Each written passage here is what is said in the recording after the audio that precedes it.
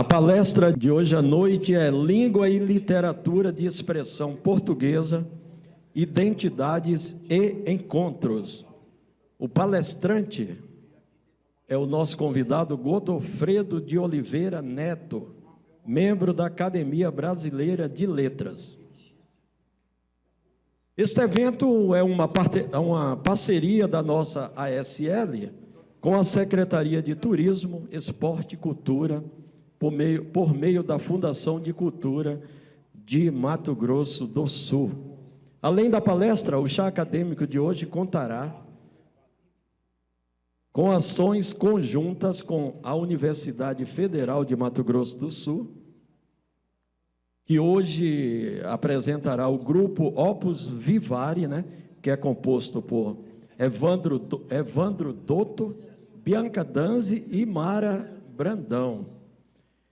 E também uma parceria com a Confraria Sociartista, com Walter Lambert e Luciana Rondon. Ao final, lá no hall da nossa academia, na confraternização, teremos a apresentação dos músicos regionais Maria Rita Oliveira e Felipe Andara. Teremos agora, na nossa abertura musical, com a apresentação do projeto Música Erudita e Suas Fronteiras, realizada em parceria entre a nossa academia e a UFMS, pelo movimento Concerto, a presença do grupo Opus Vivari, que chamamos agora ao palco com nossos aplausos para a sua apresentação, O grupo interpretará 3 obras em parceria autorais do músico e professor Marcelo Fernandes, com acadêmicos desta academia. Então, vamos apresentar aqui a Avenida Afonso Pena.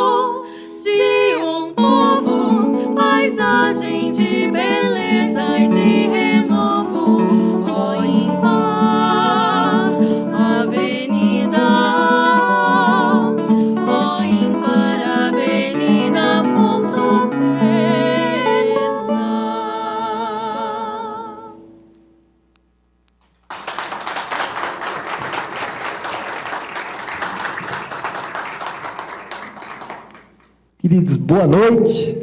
Essa primeira música é um soneto do Rubênio Marcelo. Ele foi o primeiro poeta da academia que eu musiquei. Obviamente ele está falando, né, acho que é talvez o primeiro hino de uma avenida, né, no Brasil, assim.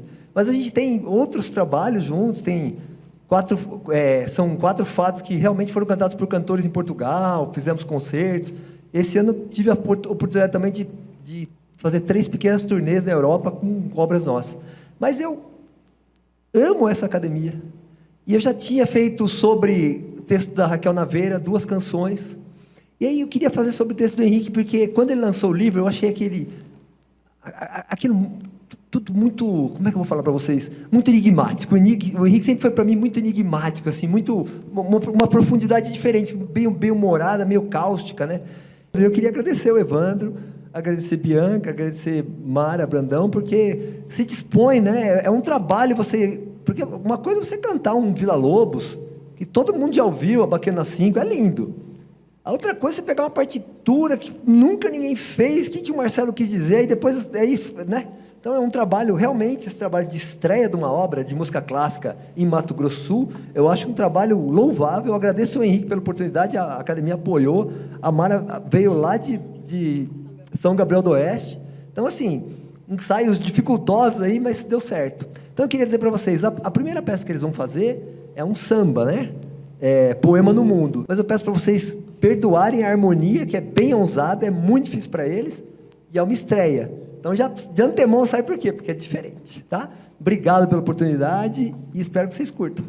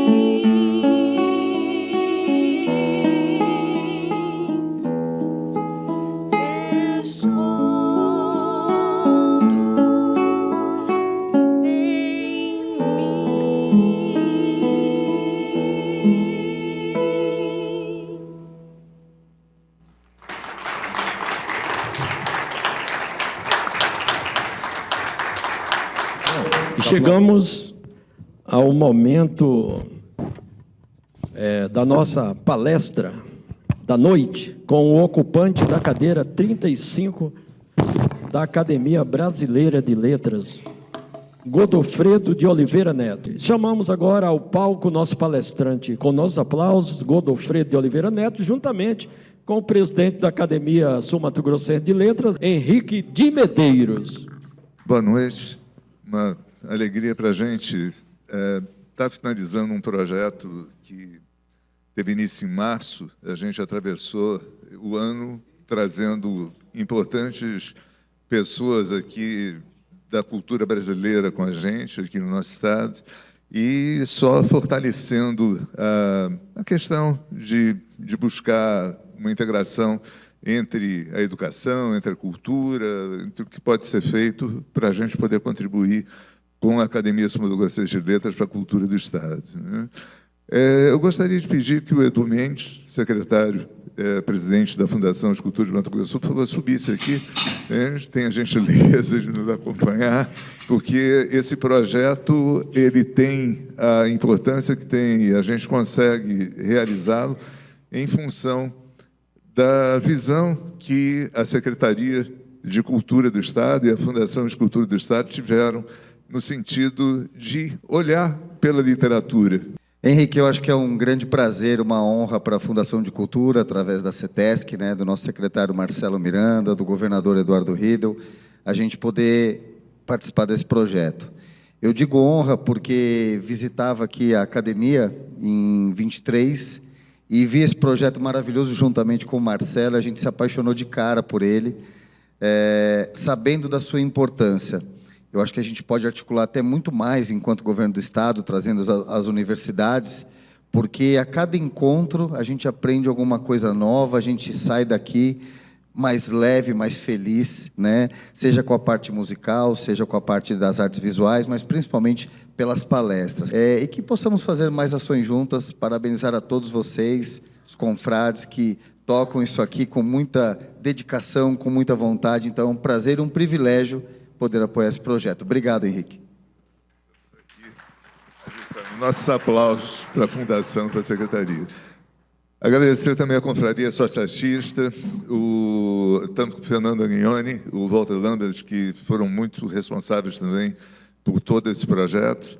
O Marcelo Fernandes, que não sei onde é que ele foi, se ele foi lá para cima, que a Universidade Federal, com relação a esse projeto, com a música erudita, que traz para a gente também uma vertente muito bonita. E a Academia Brasileira, essa alegria que nos traz com esse convívio e a gente poder ouvir as coisas boas que vocês fazem pelo Brasil, pela literatura, pela cultura brasileira. Tenho obrigado, vamos ouvi-lo.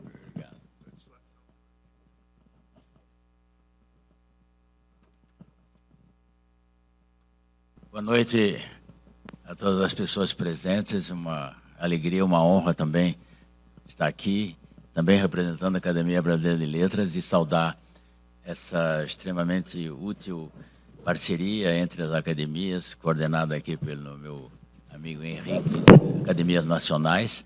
Acho que é uma contribuição, no fundo, para a coesão nacional, não é um capricho de pensadores, de escritores, de artistas, é realmente um papel também muito político, no sentido de tornar o Brasil mais conhecido, quer dizer, as academias vão ao encontro da nação. E também em nome, então, do presidente da Academia Brasileira de Letras, o acadêmico Merval Pereira, dou as boas-vindas a todos.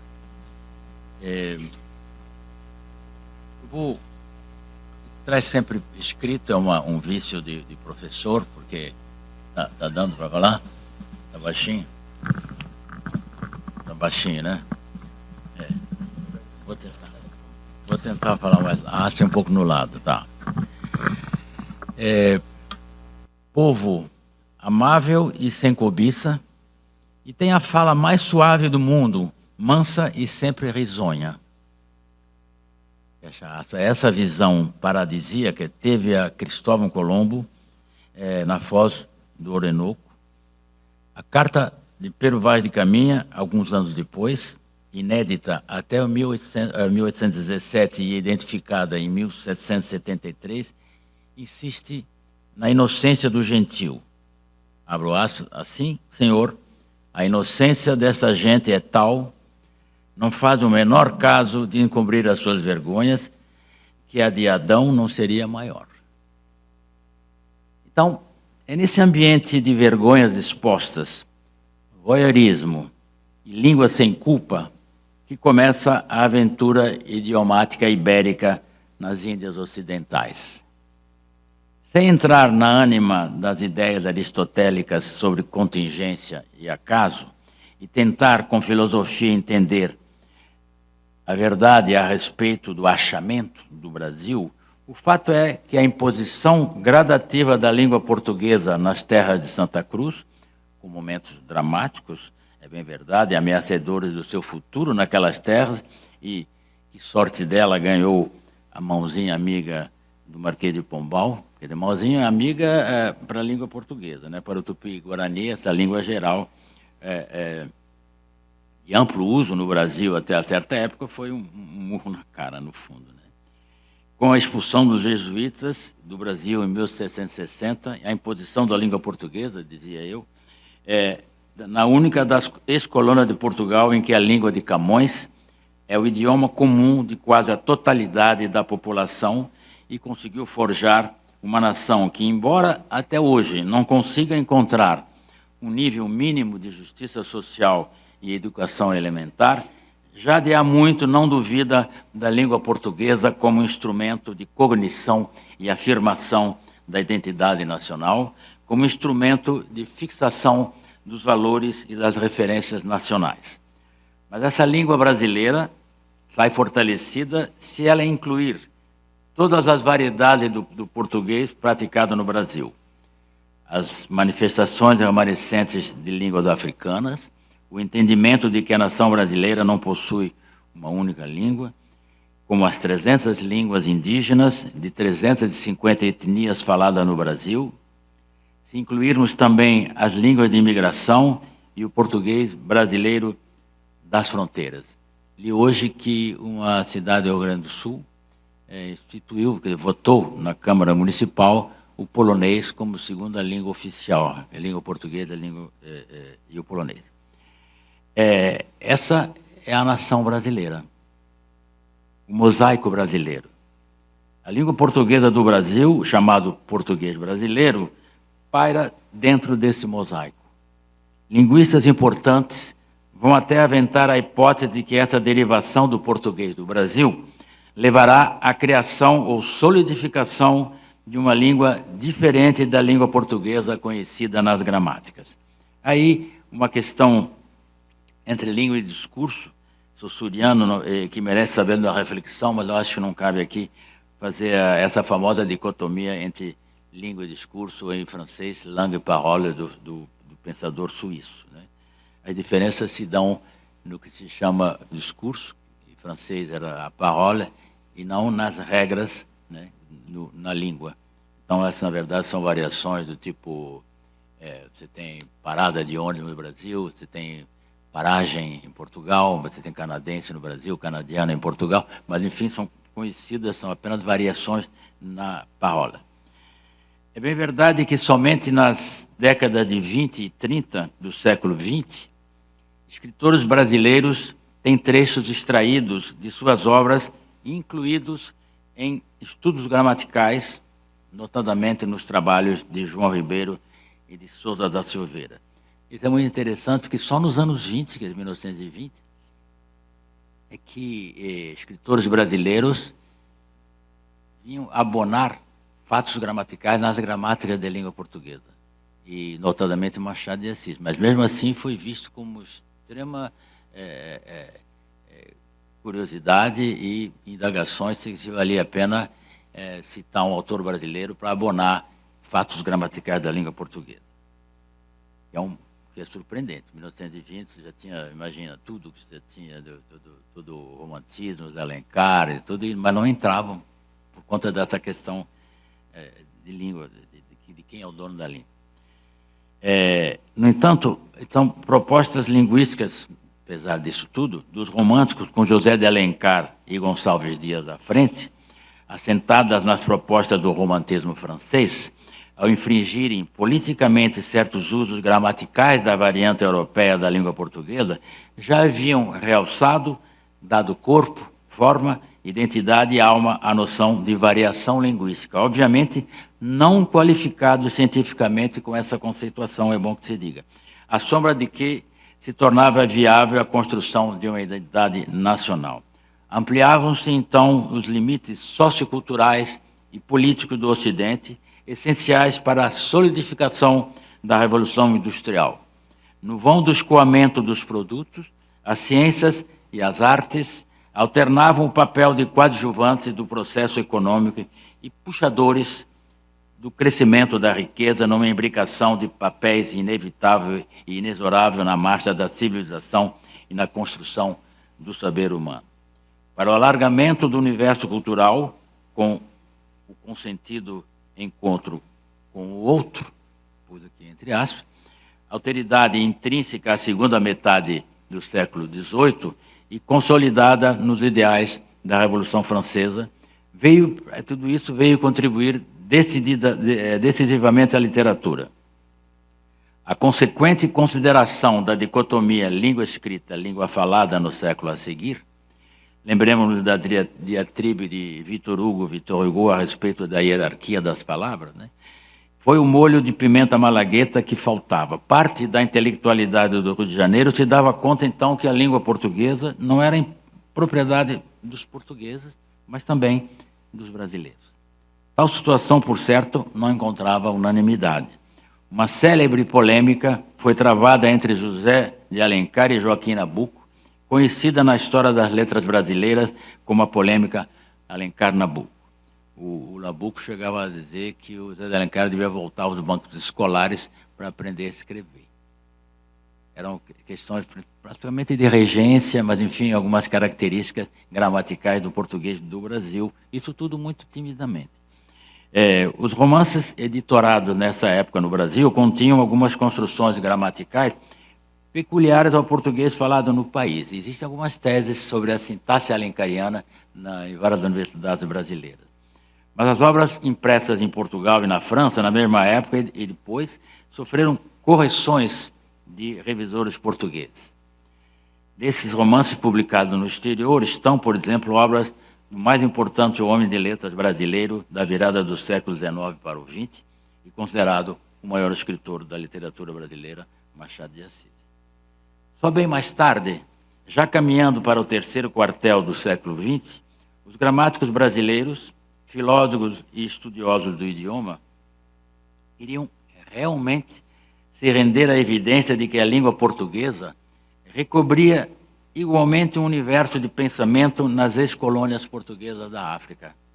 Com efeito, apenas, vejam, ficamos aqui surpresos com, só no 1920, que obras de escritores brasileiros vieram abonar fatos gramaticais, mas vejam, apenas nos anos 70 do século passado, já tínhamos quase todos aqui nascidos, é que autores africanos de expressão portuguesa vieram abonar construções gramaticais do idioma, particularmente na nova gramática do português contemporâneo de Celso Cunha e Lindley Sintra, de 1975.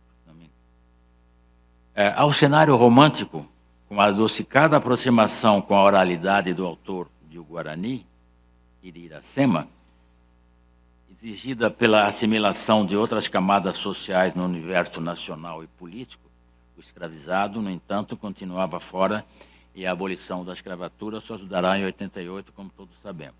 E pela expansão do número de leitores, passando pelo Bom Selvagem, continuando pelo Major Quaresma e a proposta de oficializar o tupi como língua do Brasil no romance Triste Fim de Policarpo Quaresma, de Lima Barreto, vem suceder mais tarde outra onda de aproximação com a oralidade com vistas à fixação de uma fixação da identidade brasileira. A famosa Semana da Arte Moderna de 1922 simbolizou esse movimento. Identidade nacional, exatamente um século após a independência política, de 1822, a Semana da Arte Moderna buscava essa identidade nacional que passava por uma, agora sim, verdadeira, pensada, matutada, digerida e definitiva concepção de língua nacional. Não uma de mentirinha, agora era para valer. Bastava para isso se abeberar na língua portuguesa falada no Brasil, ou brasileiro, como então era chamada aquela variante americana. Aí sim seria possível a construção de uma nação de fato independente. Se Mário de Andrade, maior expoente daquele movimento, o autor de Macunaíma, de 18 e 28, louvava em parte a luta dos românticos, Alencar, meu irmão, dizia ele, é um dado que eu queria chamar a atenção. Não era menos verdade que a superficialidade do substrato oral brasileiro na modalidade escrita alencariana nem de longe lograva abraçar a totalidade da ânsia de independência cultural dos militantes do movimento de 1922. A questão linguística e a identidade nacional tomavam ares de conflito armado. O poeta Manuel Bandeira afirmava em versos a sua ira no poema Evocação do Recife, de 1925. Abro aspas. A vida não me chegava pelos jornais, nem pelos livros. Vinha pela boca do povo, na língua errada do povo, língua certa do povo, porque ele que fala gostoso o português do Brasil, ao passo que nós o que fazemos é macaquear a sintaxe lusíada. Isso é Manuel Bandeira. Eu faço um pequeno... Está muito na moda hoje, é uma certa crítica à Semana da Arte Moderna. Eu me permito essa pequena interrupção, quer dizer, faz parte do raciocínio, mas apenas fazer uma avaliação um pouco. Afora os clichês arquiconhecidos, como a experimentação, a fixação da identidade nacional e da cultura, a aproximação entre língua falada e língua escrita na prosa e nos versos livres de poesia, tudo que já vinha se fazendo na Europa, a Semana de Arte Moderna não promoveu nem tentou promover uma efetiva transformação social da nação brasileira via uma literatura panfletária de cunho social. Não foi esse o caminho. Apesar de trabalhos importantes na linha estrita e claramente política, como a obra de Pagu, entre outros. A sua influência na literatura brasileira foi forte na parte estética, uma mudança na noção do belo que acabaria alterando o status quo social. O transformar o mundo de Marx ou o mudar a vida de Rimbaud seriam batalhas da mesma guerra, mas já antes escritores também batiam nessa tecla, como Augusto dos Anjos ou Lima Barreto. Essa questão, o Oswald de Andrade eram todos extremamente rico, depois foi empobrecendo, mas então fazia parte de uma grande elite brasileira, elite econômica, né? Quer dizer, então não. E aí nos faz pensar um pouco nas estratégias de luta dos atuais movimentos de excluídos, que já notaram, não tocam na questão de classe social, né? É uma luta da minha geração, onde essa questão vinha sempre. Melhoria da vida social, agora é uma questão cultural, né, de gênero, etc. Né? Ficou mais claro para a arte literária, então, estou ainda na Semana da Arte Moderna, a lição extraída de Brás Cubas de Machado. Porque a língua já é significante antes de o texto ser escrito. Então, dado que eu reputo importante até para a análise da atual literatura brasileira, que é de partir do princípio que a língua já é significante antes, é diferente da pintura ou da escultura, da música. Ele vai trabalhar com elementos que já são ditos comumente, e esses constituintes que eu vou entrar para... Então, a literatura cria um segundo sistema de significações, e ela se refere, inevitavelmente, então, à linguagem, e não ao real. Por isso essa autonomia da literatura tão buscada pelos semiólogos, essa visão que ela não retrata o real, ela, ao contrário, ela entra em competição com o real. Por isso, aliás, todos os regimes autoritários, de esquerda, de direita, o que for, a primeira coisa a censurar é a literatura, como nós sabemos, né? Os modernistas nos legaram um monumento literário, o Macunaíma, que já fiz referência, do Mário, e o Rei da Vela, do Oswald, por exemplo, que teve uma genial montagem teatral do José Celso Martínez, lá pelos anos 60, para citar dois exemplos. Vejo Mário e Oswald como dois expoentes fundamentais da nossa história literária. A influência desses autores vai se dar com clareza em Drummond, Bandeira, João Cabral.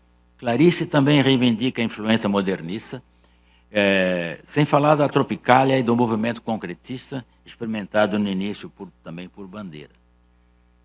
Na literatura recente, esse viés estético se dissipou bastante. A literatura brasileira contemporânea tenta curar, esse verbo que usa aqui entre aspas, né, termo dos pesquisadores.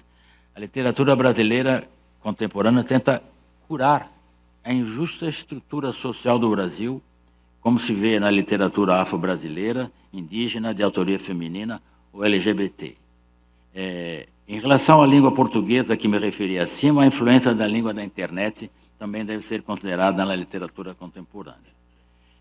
Essa maior conscientização social e a mudança social através da estética teve influência na minha geração muito forte e também, se me permitem, na minha obra. Geração artística superpolitizada.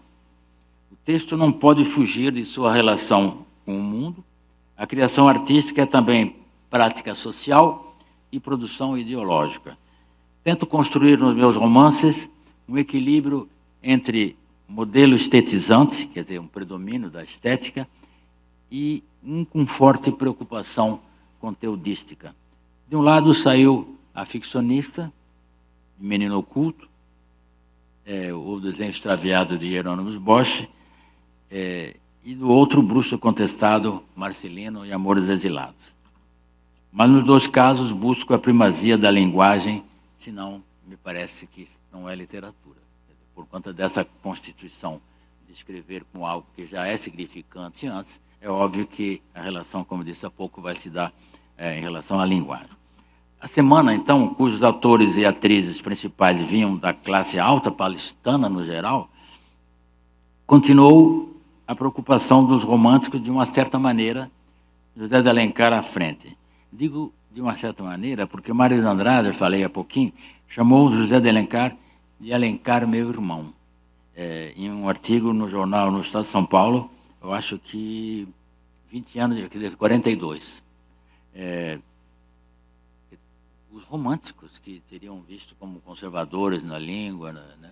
Mas é meu irmão em que luta, né? Poucos têm essa informação, que não é nova, porque saiu no jornal, mas, enfim, do Mário de Andrade chamando José de Alencar de meu irmão. Quer dizer, meu irmão em qual luta, né?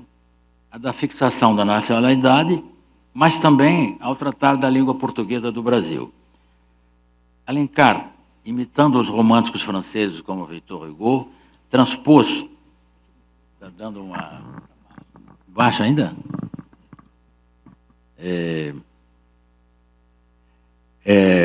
O Alencar transpôs para modalidade, de fato, modalidade escrita algumas construções gramaticais da variante brasileira da língua portuguesa, obviamente falada, né? Sem dúvida, o fez timidamente. Nada comparado à ruptura dos modernistas.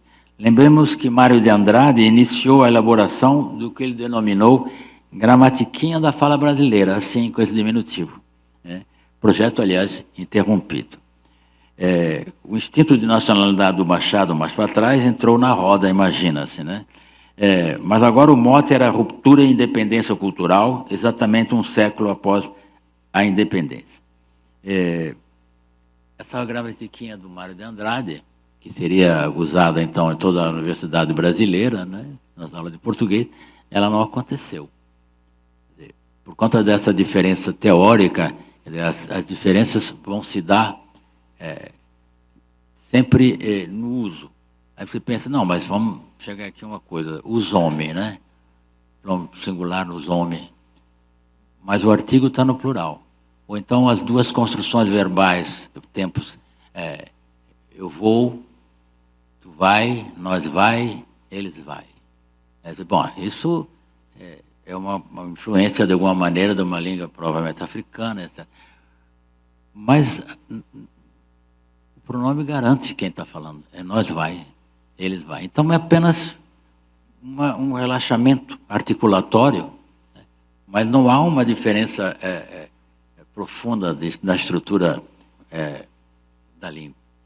E isso vai longe. Você pode ter, por exemplo, mas clube do Flamengo. Tá? Bom, você tem cravo de Cristo, com a flor. Mas você tem, nas línguas irmãs do latim, você tem clou, francês, clavo, CL, né? Está interessante isso. Você tem clava forte, em português. E houve, então, esse chamado rotacismo, essa transferência do L em R. Quer dizer, então, quem está realizando foneticamente essa forma, dizendo clube, no fundo, está surfando nessa onda fonética que já aconteceu há muito tempo. Então, é de supor, pois, que durante algum tempo, como vinham as formas clavo e cravo, venceu o cravo e foi dicionarizado. Mas essa arte, ainda eu estava na Mandato Moderna, proclamada, não contribuiu objetivamente, como disse, para a inclusão da população indígena ou negra, a maioria da nação brasileira, né? Pensava fazê-lo indiretamente pelos costumes e pelo gosto artístico. Essa estratégia para transformação social sempre alimentou, e aí atualiza a discussão, como disse há pouco, sempre alimentou a discussão entre o Partido Comunista, forte no meio intelectual na época da semana, e as correntes que pregavam e pregam hoje, como partidos, uma revolução social pelos costumes, sem atentar diretamente para o conflito de classes, como citei há pouco. Aliás, acaba de vir à luz um texto do Oswald de Andrade, dos anos 20, com viés absolutamente racista. Não foi, então, apenas Monteiro Lobato, que, aliás, criticou duramente a semana. Penso que, se nos ativermos apenas ao aspecto social, a fama de revolucionária da semana é algo exagerada. O movimento era artístico, como disse. A arte não é o real, já falamos disso. A arte concorre com o real, ela ultrapassa a ideia de morte e de estreiteza da condição humana diante do mundo. Nunca esqueço daquela cena, o Ernest Fischer, o austríaco, num livro absolutamente genial chamado A Necessidade da Arte. Ele lembra que na época das cavernas, tipo Lascaux, tinha ali homens e mulheres que saíam, ainda não havia o costume, tradição cognitiva de armazenar alimentos, saíam todos os dias para caçar, para comer. Eles saíam da gruta, da caverna, já saíam 10, 2 já ficavam por ali, que já eram devorados pelos bichos enormes. Aí aquela luta, um cansaço, né, para se hidratar, se alimentar, não era fácil essa caça. E chegavam então de volta à noite, exaustos, né, mortos, de cansaço. E, pasmem, né? Tinha que ter abrigado o frio. E, ao invés então de dormir, ele vai dormir? Não. Pegava uma pedra e ficava desenhando nas paredes. Quer dizer, veja, então, se alimentar, se hidratar, se abrigar do frio, são elementos do mesmo nível de necessidade de arte. Então, não é também, como eu dizia há pouco, não é um capricho, né, da condição humana, e fazer arte é algo vital. Então, quer dizer, a maneira, quando se fala imortal, né, se fala muito de imortal, é porque essa estreiteza da condição humana pequeno, né, diante dos raios, dos trovões, das inundações, do dia e da noite, das mortes. Aí, ao desenhar, naturalmente, a condição humana se torna eterna. Essa aqui, aí sim, imortal. O Graciliano, eu cito sempre, autor particularmente politicizado, escreveu numa entrevista que achava aquilo, a Semana da Arte Moderna, uma tapeação desonesta, a frase dele. Para ele, a preocupação estética não pode dificultar a verdadeira função da arte, a de contribuir para uma justiça social no país, mas sem perder a noção do que seja arte literária. Daí a grandeza, aliás, do velho Graça. Ele conseguiu equilibrar esses dois lados com habilidade. Eu estou dizendo isso porque estou advogando aqui, pugnando por uma literatura autônoma, né, sem perder de vista os conflitos sociais que devem ser trazidos para o palco iluminado, sim, para um Brasil mais justo e mais democrático. No livro São Bernardo, o personagem Paulo Honório ordena a alguns empregados letrados da fazenda que escrevam trechos da sua vida. Mas o fiasco foi total. Paulo Honório rasgou o texto. É como se ele dissesse, ele encomendou a vida dele, né, e rasgou. Ele disse, eu não quero porcaria, isso aqui eu não quero isso. Não sou eu esse aí. Quer dizer, arte sob encomenda não dá. Isso em pleno movimento do realismo socialista na Europa e na América Latina, que pregava que os seus militantes deviam escrever para conscientizar os leitores, né? Esse era o papel. Quer dizer, mas ele deu um recado, apesar de ser absolutamente membro do partido, etc., mas encomenda eu não faço. A minha literatura é autônoma. Por isso ficou como um grande escritor brasileiro. Então, literatura sob encomenda não funciona, né? Parece a lição. Literatura é arte. E isso, como eu disse, em pleno realismo socialista. Eu penso que a tentativa de encontrar esse ponto de equilíbrio é que alimenta o debate acalorado de hoje a respeito da semana e a respeito da literatura contemporânea. A semana teve desavenças internas, como é sabido. O nosso poeta Cruz de Souza, reputo como um dos maiores poetas brasileiros, ele está entre os 3 mais importantes poetas simbolistas do mundo, junto com Mallarmé, o francês, e Stefan Georg, o alemão. E a grande mágoa é que, quando da Constituição da Academia Brasileira de Letras, ele não foi chamado. E ele dizia que era por racismo. E justamente eu trago de novo o mesmo assunto, porque ele escreveu um texto que eu nem peço que leiam, porque cada vez que eu leio esse texto, já li isso na Universidade de Paris para público lusófono, as pessoas ficam enjoadas, vão para o banheiro, levantam indignadas. Uma aluna me disse, para que serve isso? São coisas dramáticas, é o texto mais forte contra a escravidão de toda a história da literatura brasileira. Há cenas em que, poema em prosa, né?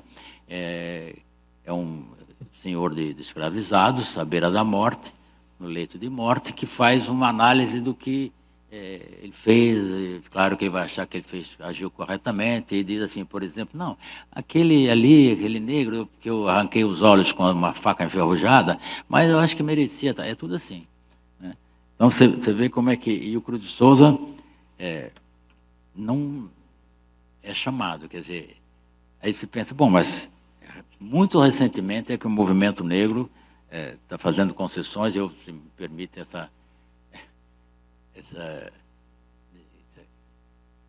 eu tenho trazido isso, porque, como viram, eu sou catarinense, e o Cruz de Souza é catarinense, negro, num estado extremamente conservador e preconceituoso, por um lado, mas você vê como é a roda da fortuna, né?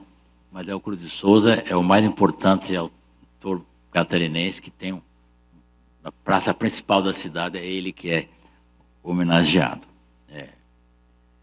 A arte, então, para ela ser revolucionária, ela o é quando dá voz a quem não tem. Mas a literatura brasileira foi outra depois da semana, ou sai da semana, esse legado é inquestionável. Estudiosos já escreveram que pintores contemporâneos dialogam com as pinturas rupestres sem o saber. É o famoso museu imaginário. Também é uma reflexão extremamente interessante, quer dizer, são coisas inconscientes. Então, o Glauber Rocha, vamos dizer, nos seus filmes, dialoga com as pinturas de Lascaux e Altamira, sem se dar conta disso, que os estudiosos chamam disso museu imaginário. E a literatura também, de todos os séculos, dialoga com Platão.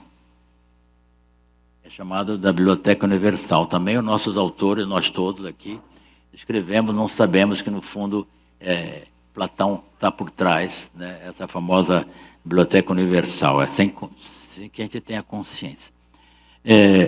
Então, mais perto de nós, a literatura contemporânea brasileira dialoga profundamente com os modernistas, mesmo que também não tenha disso consciência. No momento atual, ela se aproxima mais, como vimos há pouco, de uma literatura ativista, tipo Vidas Secas, também sem perder a qualidade artística, como, por exemplo, o premiado Torto Arado e as premiações do Jabuti desse ano, né? Mas no movimento de gangorra da arte, uma obra do tipo Serafim Ponto Grande, que trabalha com a linguagem, basicamente, há de vir estar ao lado. Não é esse o momento, não é premiado uma obra que trabalha só com a linguagem. Eu penso aqui, no entanto, que querem fazer a transformação, mas não há, gente, não há arte revolucionária sem forma revolucionária. Vou pular aqui por causa do tempo, mas... E vão se escancarar, então, por um trecho, no mundo lusófono, as portas para uma literatura de expressão portuguesa com base em realidade africana, literatura cuja pujança é por todos conhecida, se somasse mais tarde aos estampidos, ao fogo, aos mísseis e às flamas que conquistariam a independência das ex-colônias portuguesas da África em meados dos anos 70 do século passado. A identidade nacional, já que estamos falando de identidade, né, a língua portuguesa lá desde o início servindo para essa coesão nacional, a identidade nacional nesses países ex-colônias de Portugal, a identidade erguida nesses países em meio a realidades culturais e línguas diversas, vai receber influxo considerável da língua portuguesa. Idioma visto pela maioria, até um certo tempo, como compreensível, né, e machucada a emoção, como a língua inimiga do colonizador. E a variação linguística se transformou, de fato, num instrumento político e ideológico. Mas, na falta de um idioma nacional africano que satisfizesse ao mosaico cultural e étnico que compõe a nação e o Estado, a língua portuguesa, não a variante europeia da língua portuguesa, mas a variante angolana, moçambicana, guineense, cabo-verdiana, São Tomé e Príncipe, se oferecia esparramada, dócil e suplicante, e de uma certa maneira pedindo perdão para fixar internamente e no concerto das nações os moldes de uma identidade nacional. Essas línguas africanas, como sabemos, eram ágrafas e, apesar da língua portuguesa, então, ser a língua do soldado que atirou nos familiares, né, e com insinuações em língua portuguesa, mas só havia essa. Nas relações internacionais e para a coesão interna, porque há, no mínimo, 40, por exemplo, em Angola, 40 línguas diferentes. Então, naturalmente, a língua portuguesa vai ser uma língua que une a nação, né? Claro que a língua não sabia que grupos políticos e ideológicos iam se degladiar com sangue, suor e pólvora para a obtenção fratricida do controle do país. Mas aí ela, a língua portuguesa, não pôde fazer nada. Mal sabia, inclusive, que outras damas europeias que passaram pelo mesmo problema, como a inglesa e a francesa, e olhariam cobiçosas para os lusófonos da África, como Moçambique, que é cada vez mais penetrado pela língua inglesa por conta dos vizinhos, também a Guiné, que é próxima do Senegal, também invadida pela língua francesa, enfim. Mas a fixação de uma indispensável língua portuguesa, calcada na realidade de cada nação, como fizeram os escritores portugueses românticos do século XX, na luta contra o fascismo, no apoio à independência das nações africanas, e ainda os brasileiros no combate pela sobrevivência sob o jugo das sucessivas ditaduras que assolaram a história do país, deu à literatura de língua portuguesa um papel privilegiado na consolidação das identidades nacionais recentes. Leia-se, por exemplo, João Antônio, Chico Buarque, João Baldo Ribeiro, entre outros. Esse abeirar-se da oralidade como elemento político fundamental para que a literatura contribuísse à construção de uma identidade nacional não parou mais. Até Guimarães Rosa, pelo menos, essa atitude era tão política quanto literária. A prosa rosiana, que tanta influência, aliás, teve nos escritores da África lusófona, que é um dado interessante lembrar, de uma certa maneira pôs um ponto final, no sentido de passado em julgado, ao tema, ao ultrapassar a ideia de língua, povo, oralidade, nação, independência, justiça, igualdade e identidade.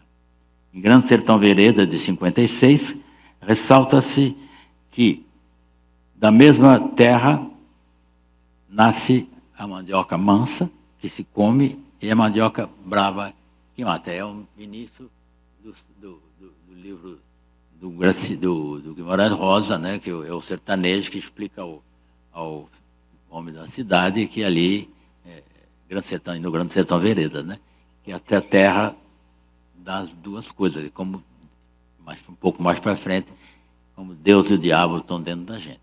Um pouco essa... Então, dois lados compõem esse todo. Quer dizer, no Guimarães Rosa, um jagunço macho e corajoso, que é também... Isso é engraçado que isso, porque os mineiros aqui presentes, se tiver, vocês se lembram que de Adorim, o jagunço fortão, corajoso, todo puxado, ele vê um outro jagunço igual a ele, forte também, corajoso, suado, facão, um Winchester. Ele se apaixonou por essa visão. Mas depois, na hora da morte, esse jagunço morre, e na hora da lavagem do corpo descobre-se que é uma mulher, né? Mas, enfim, isso é uma astúcia do Guimarães Rosa, né? E aí, é claro que então a interpretação vai ser, não, eu já sabia que era uma mulher. Sabia nada, né, Henrique? Mas vale essa... Veja, é claro que então é ambiguidade de novo. É sempre assim. A língua do Guimarães Rosa tem do século XIV, em alguns aspectos, português arcaico, com o regionalismo dos anos 50, mineiro. Então, sempre essa dualidade, essa convivência. Então, agora a gente já está chegando então no momento em que já é a assunção, assumir que o Brasil é tudo isso junto. Né? Não precisa fixar uma língua, etc. O Brasil é isso, é isso. Não, é como Deus e o diabo. A mesma terra dá os dois. Então, é conviver com isso. No Rio São Francisco, um lado, uma margem são os maus, os perversos, do outro lado são os bonzinhos. Vai ser assim. E aí e encerra com essa maravilha dessa ambiguidade de gênero, né? Peço não ter ofendido ninguém porque você sabe que as pessoas se ofendem, né? Não pode, o que é isso? Está achando o quê? Mas, enfim, eu acho maravilhoso, quer dizer, é ficção, justamente. Né? Então, dizia ele aqui, traços linguísticos da Idade Média, estão colados às expressões regionais, neologismos, língua escrita e língua oral. A unidade da língua portuguesa é a sua variedade, vertical e horizontalmente. O Brasil, independente e soberano, precisa ir ao encontro da nação e das suas respectivas línguas, como disse aqui no início. Gente, é que o eu também tem uma identidade plural. Nós todos aqui. Né? Diacronicamente, o eu com as suas vivências, ou as experiências modificadoras desse próprio eu, a vida, né? As agruras da vida, as mortes, né? As tristezas, os amores. E sincronicamente, o eu hoje, verticalmente, vários, em função da sua própria constituição, e em consequência do postulado anterior, a experiência, e faz mudar tanto, né, as pessoas em função dessa, principalmente da morte. E daí também, claro, essas variações linguísticas não podem ser uma surpresa.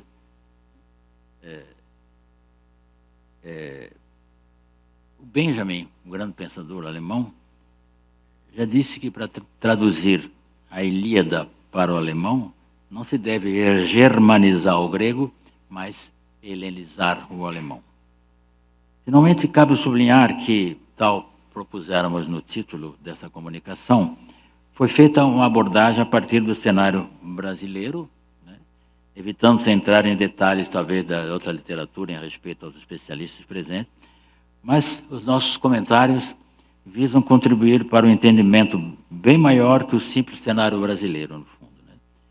Pretenderam, a partir da Associação Pátria e Língua Portuguesa, a que Fernando Pessoa e o cancioneiro popular Caetano Veloso fazem alusão, e que toca tão fundo na alma dos usuários do nosso idioma, quis com isso sublinhar o tema da lusofonia, tão brilhantemente difundido pela literatura vernácula, através da pena de Jorge Amado, Jefferson Tenório, Tamar Vieira Júnior, Ana Maria Gonçalves, Carolina Maria de Jesus, Conceição Evaristo, Cristiane Sobral, Eliane Alves Cruz, Cidinha da Silva, Sueli Carneiro, Jamila Ribeiro, Pepetela, Minha Couto, Germano de Almeida, José...